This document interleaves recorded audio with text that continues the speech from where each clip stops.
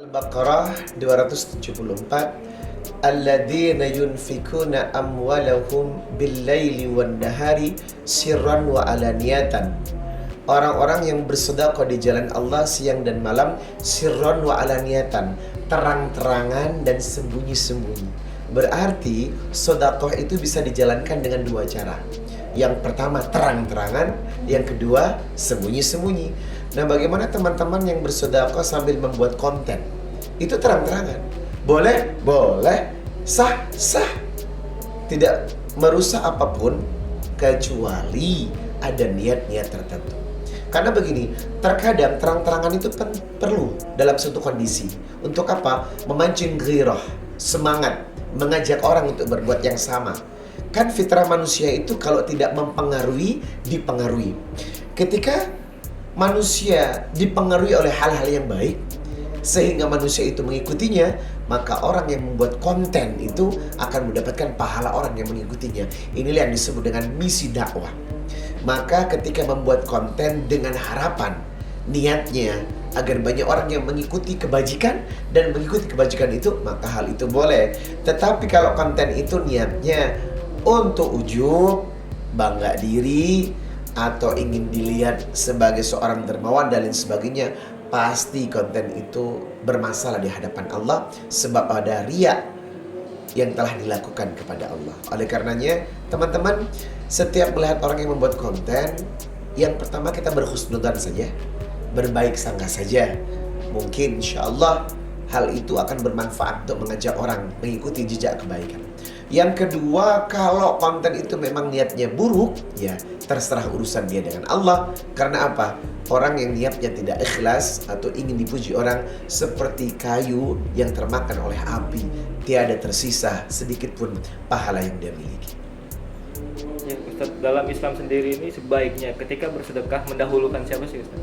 Baik, sebaik-baik sedekah yang diberikan dalam surat An-Nisa 36 dijelaskan, wa'budullah wa la tusriku bihi syai'a wa bil walidaini ihsana.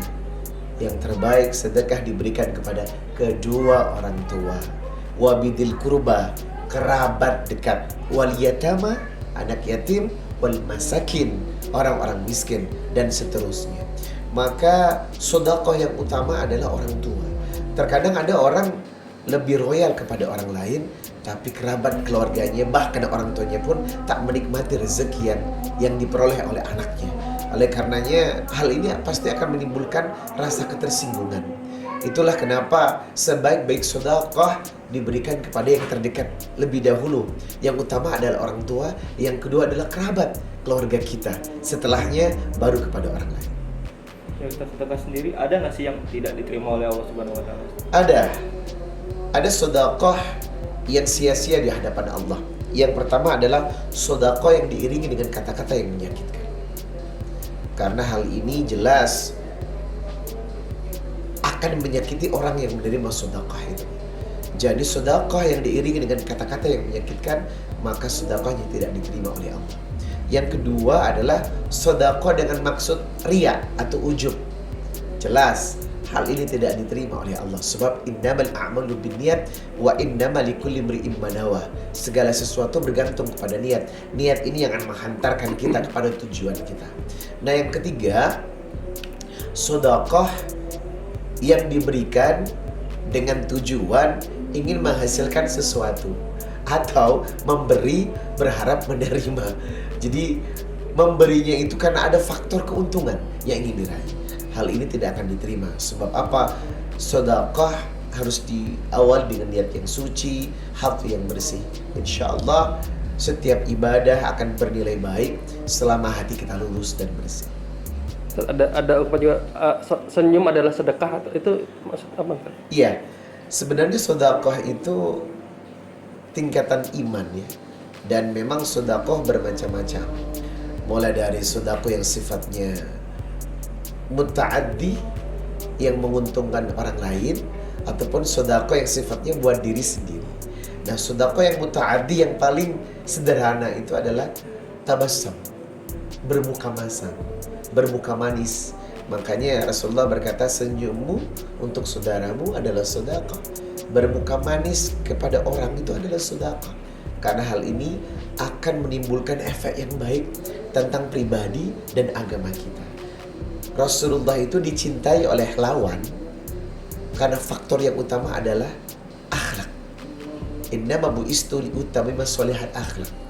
Dan Nabi ini adalah orang yang paling murah senyumnya. Setiap bertemu siapapun, kenal ataupun tidak, beliau akan langsung menyapa terlebih dahulu dengan senyuman kemudian salam. Itulah kenapa senyum bagian daripada sedekah dan bagian daripada akhlak yang mesti kita jaga. Sebab senyummu untuk saudaramu adalah sedekah. Berarti sedekah itu nggak dibatasi dengan nominal ya Ustaz? Betul. Sedekah tidak harus berupa mal, uang, atau benda ya. Sedekah itu bisa juga berbuat kebaikan. Setiap kalimat yang baik pun sedekah. Zikir adalah sedekah. Berbuat baik kepada seseorang adalah sedekah. Kemudian membantu seseorang adalah sedekah. Termasuk senyum untuk orang saja itu adalah sedekah.